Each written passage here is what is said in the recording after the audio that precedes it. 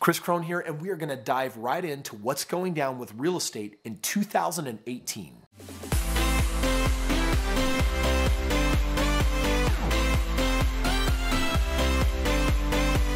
All right, friends, it's officially here. It's 2018, and a lot of people are busy making their New Year's resolutions. Stephen Michael Miller and I are here in the house today to talk about our real estate resolutions for 2018. So we're going to talk about what you can expect real estate to do. So Stephen, let's kind of kick off here. You know, it's interesting, the last several years in the game of real estate, the rates haven't moved a whole lot. The opportunity has certainly stabilized. For us, it's like a dream real estate market. What do you see happening in 2018 with all the thousands of deals that our acquisition company has done? Absolutely. You know, I look at 2018 and looking back over the last 10 years that we've been doing this, I see, and I don't have a crystal ball, but I believe that 2018 will produce a lot of what we saw last year.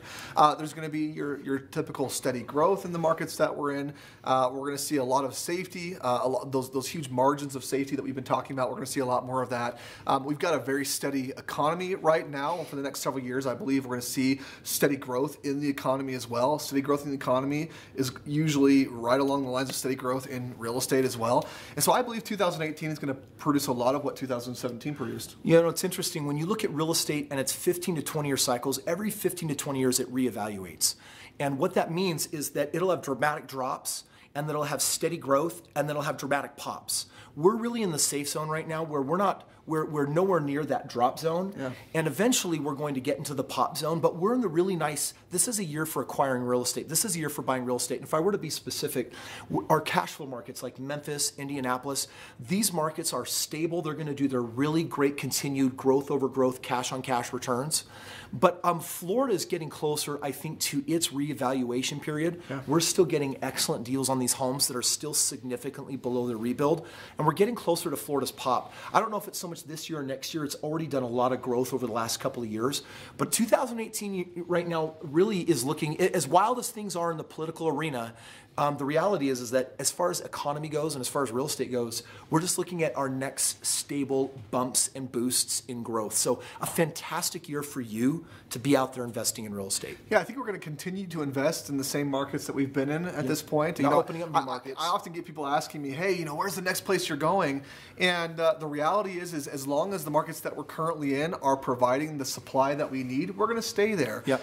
It doesn't make a whole lot of sense. And I want to say this to you also as investors. It never makes sense for you to just jump off and go into other crazy markets just because you are on a whim or just because you want to, unless there's a massive, huge need for it, right? So we're going to stay in Memphis, we're going to stay in Indianapolis, we're going to stay in Orlando and in Charlotte, and those are really where our focus is going to be. And although other areas may be great markets that may pop up, it's not really going to pull us from what we're currently doing because we're already established there. Yeah, I want to talk maybe just a little bit, if we can, about our personal goals, some things that we're doing together, individually. And then, Stephen, let's also give them some challenges for what you can do based on where you're at in your real estate arena.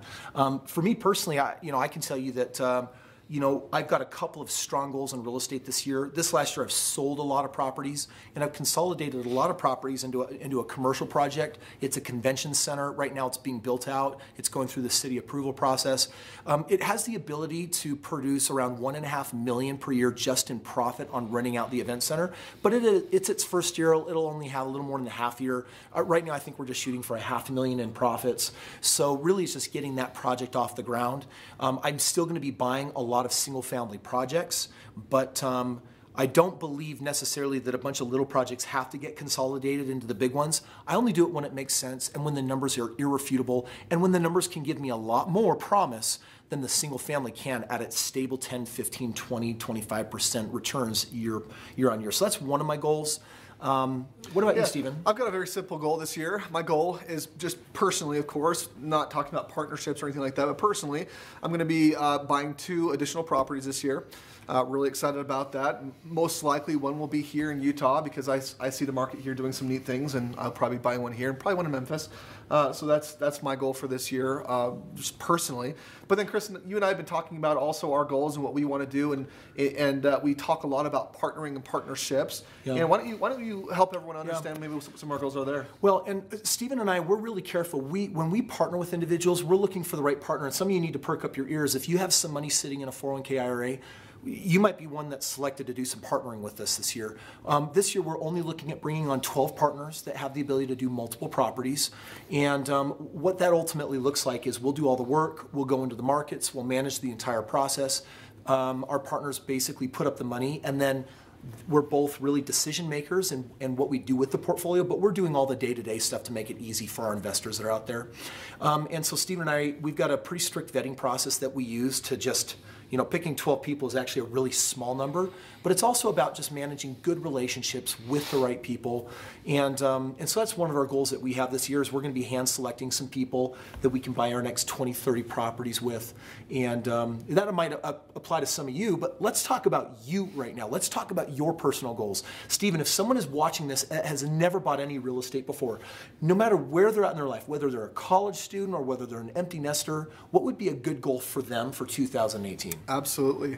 I would say take your first step. And that first step would be, if you've never bought a property before, just work on this year, 2018, getting your very first property.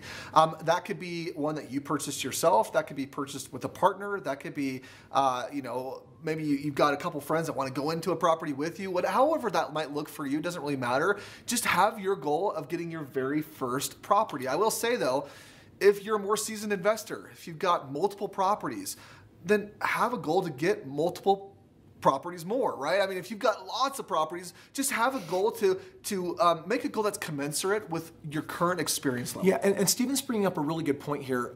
It's interesting that when you're a brand new investor and you get a home, it's exciting. And once you have one, you want to get a couple. But then you can get yourself into the multi-home rut. And the multi-home rut is, I use my credit or I use my money and essentially I've run out of resources. The banks are telling me it's harder to qualify, so I guess I'm just stuck with what I have. I love what I have, but I wish I could keep going. There's ways for you to take our partnership courses that we talk about, some of the other things that we do, so that we can line up credit partners or other people's money and actually get you keep investing. Stephen's absolutely right. If you've got a lot of properties, then have a goal of, hey, get back in the game. Don't go into maintenance mode. Wake up outside of maintenance mode and have a goal to get multiple 2 or more properties this year.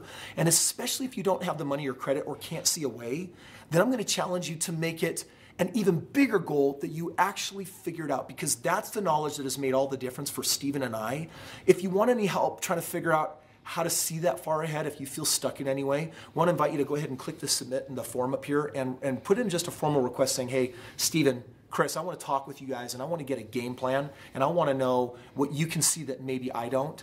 That's going to be important to make sure that you can keep. And for those of you who have never bought before, I'd recommend that too, because bottom line is 2018, you're going to regret it if you don't buy property this year. I can tell you that. So you're going to want to go out there and you're going to want to make that happen. So what does all this mean? It means that there's no reason to hold back. I'll meet people from time to time that'll say, oh, I'm only going to invest in real estate when the market does this, when the market does that. I'll tell you what, if you really know what you're doing or you're working with a competent team, it's always a good time to be investing in real estate. And you know what?